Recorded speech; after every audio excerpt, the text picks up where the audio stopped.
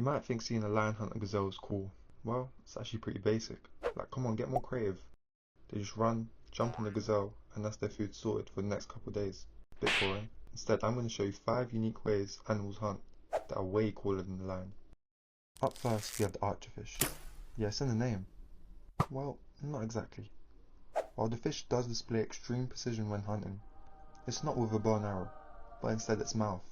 It slowly creeps up to its prey that's sitting outside of the water on a leaf or branch of some sort, and after a quick calculation, shoots water from its mouth towards the animal, hoping it can knock it into the water for an easy grab. And they are actually very successful with this technique, leading to an almost 100% accuracy from up close, though this can vary depending on distance, which may lead to the archerfish taking up to 3 shots to knock a stubborn bug off a leaf. Next up, we have the secretary bird. This beauty is actually the tallest raptor in the world, reaching heights of 1.5 meters with a wingspan of up to 2.1 meters. Unlike most birds of prey that like to scope out their prey whilst flying, this bird prefers to walk instead, and can even walk up to 32 kilometers a day whilst looking for food. Now, onto the good bit. When walking the savannas of Africa, they feast on literally any little animal they can come across, like lizards, mice, and grasshoppers. But their favourite meal, venomous snakes. When they come across snakes, they use their long legs, which are reinforced with scales, to stomp on the snake. And no, it's not no little weak pathetic stomps. It's powerful stomps, roughly 190 newtons of force, which equates to a force 5 times their body weight, and at rapid speeds of 15 milliseconds per kick. To put that into perspective, an average human takes roughly 200 milliseconds to blink. So, by the time you've even blinked, the bird has already crushed its skull and stomped the snake to death. Since we're on the topic of blinking, don't blink because you might miss this next animal, the assassin snail. This creature grows to roughly 2 centimeters in length.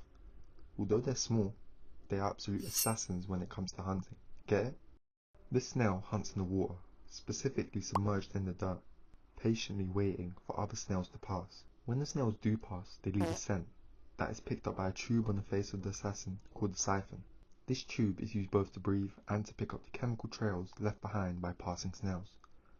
Once the scent is picked up, the snail surfaces, and the slowest hunt of all time begins. When the snail is caught, the assassin snail wraps itself around the other snail, and here comes the gross part. It sticks its tongue into the snail's shell, and using its tongue, which acts like a chainsaw, it shreds the meat inside of the shell, and then slurps it up. Ew!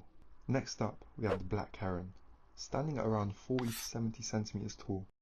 This bird is found in shallow waters throughout sub-Saharan Africa and Madagascar, and has a very unique style when it comes to hunting. You see, it doesn't bother looking for fish.